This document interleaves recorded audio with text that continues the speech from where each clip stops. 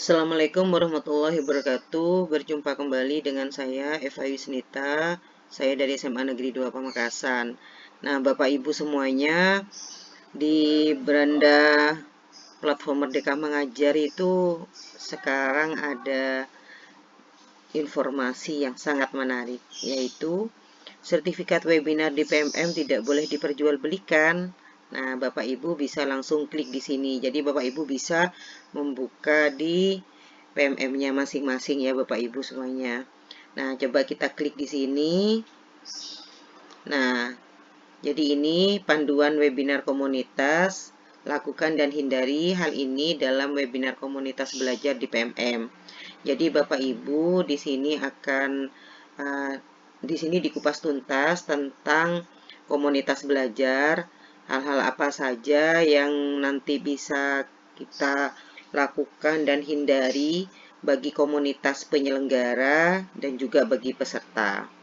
Jadi Bapak Ibu, melalui menu komunitas di PMM, komunitas belajar antar sekolah maupun dalam sekolah, dapat berjejaring, bisa menambah anggota, dan juga Bapak Ibu bisa juga mempublikasikan webinar untuk berbagi praktek baik. Nah, Bapak Ibu semuanya, apa saja hal yang perlu dilakukan dan dihindari saat mengadakan dan mengikuti webinar di PMM? Nah, mari Bapak Ibu simak daftarnya berikut ini. Nah, ini Bapak Ibu bagi komunitas penyelenggara. Yang dilakukan itu adalah agendakan webinar di PMM paling lambat 3 kali 24 jam sebelum acara.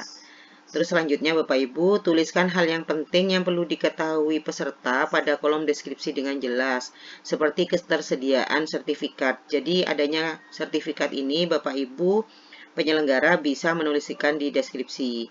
Nah, selanjutnya pastikan webinar sudah memiliki narasumber atau pemateri pada hari H acara. Terus selanjutnya berikan informasi pembatalan webinar pada kolom deskripsi jika harus dibatalkan ya Bapak Ibu. Jadi harus diberikan informasinya. Terus selanjutnya, jadi biar teman-teman guru itu tidak menunggu-nunggu. Ternyata dibatalkan gitu Bapak Ibu ya.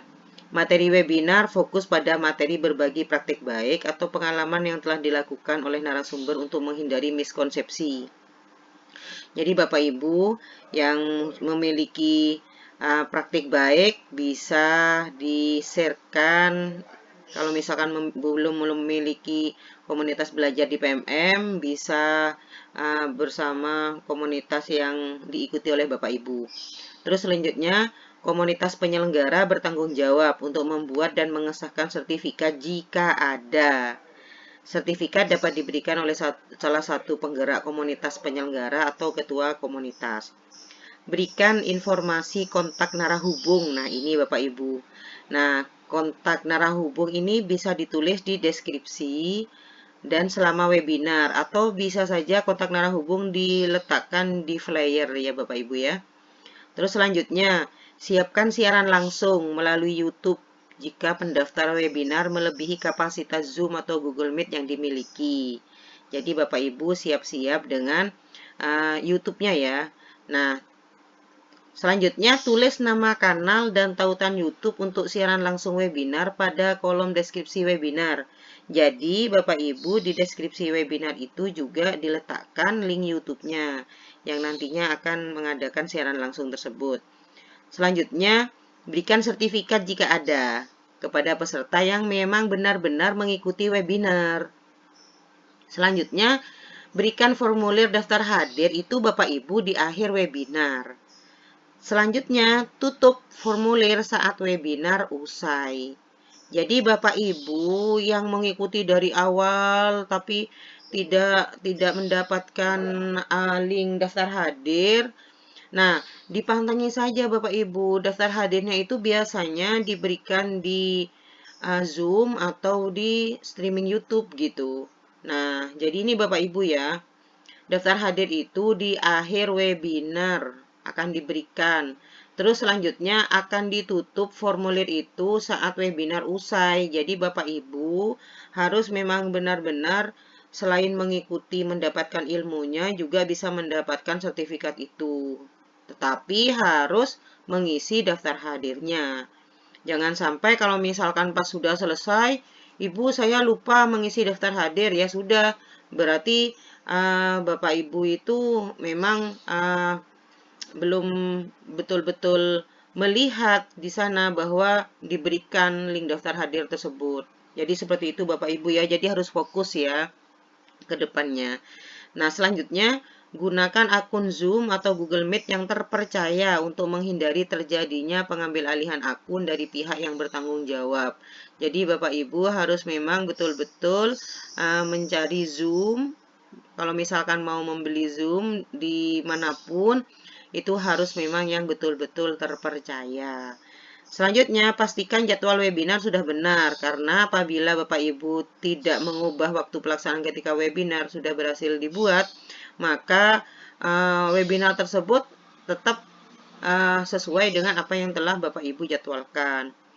Nah, yang harus dihindari oleh komunitas penyelenggara itu adalah Bapak Ibu ya, membuat ketentuan mengikuti webinar di luar informasi pada kolom deskripsi. Jadi, harus ada, memang betul-betul ada di kolom deskripsi tersebut ketentuan-ketentuannya. Seperti tersedianya sertifikat, seperti adanya YouTube, streaming YouTube gitu, masukkan di sana semua. Terus yang harus dihindari mengenakan biaya ke peserta untuk mengadakan webinar. Jadi ini harus dihindari ya Bapak Ibu ya. Terus mempublikasikan webinar namun tidak ada kegiatan saat hari H acara. Nah, jadi Bapak Ibu yang penyelenggara webinar, kalau misalkan sudah mendaftarkan di PMM, harus dilakukan. Kalau misalkan dibatalkan, di deskripsi itu harus dijelaskan. Seperti itu Bapak Ibu. Terus selanjutnya, membuat syarat yang mempersulit peserta mengikuti webinar. Jadi itu yang harus dihindari oleh penyelenggara gitu Bapak Ibu. Terus mempublikasikan kegiatan komunitas belajar yang diadakan secara luring, bukan daring. Jadi, ini juga yang harus dihindari, mempublikasikan kegiatan komunitas belajar yang diadakan secara luring. Jadi, Bapak Ibu yang ada di PMM ini secara daring ya Bapak Ibu ya semuanya.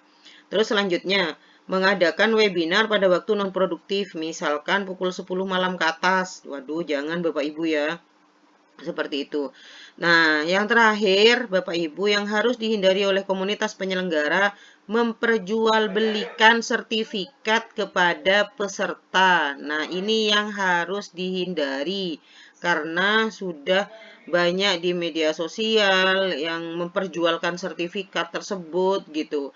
Dia itu kadang walaupun dia itu bukan penyelenggara, tapi dia itu memperjualkan sertifikat. Nah, itu yang juga harus dihindari ya Bapak Ibu ya. Nah, bagi komunitas penyelenggara sudah sekarang. Bagaimana dengan peserta webinar? Apa yang harus dilakukan? Nah, yang harus dilakukan adalah yang pertama, hubungi komunitas penyelenggara webinar yang Bapak Ibu ikuti ke narah hubung yang tepat. Jadi kan arah hubungnya itu ada Bapak Ibu ya. Jadi kalau misalkan nanti membutuhkan sertifikat, jangan pas misalkan kita menanyakan kepada orang lain gitu, penyelenggara yang lain, Ibu yang sertifikat tanggal ini kok tidak ada gitu. Padahal komunitas tersebut tidak menyelenggarakan gitu. Cuma ada di grup-grup WA orang lain yang mempromosikan gitu Bapak Ibu semuanya. Terus ikuti webinar sesuai keinginan dan kebutuhan belajar Bapak Ibu. Nah, kebutuhan Bapak Ibu itu apa gitu?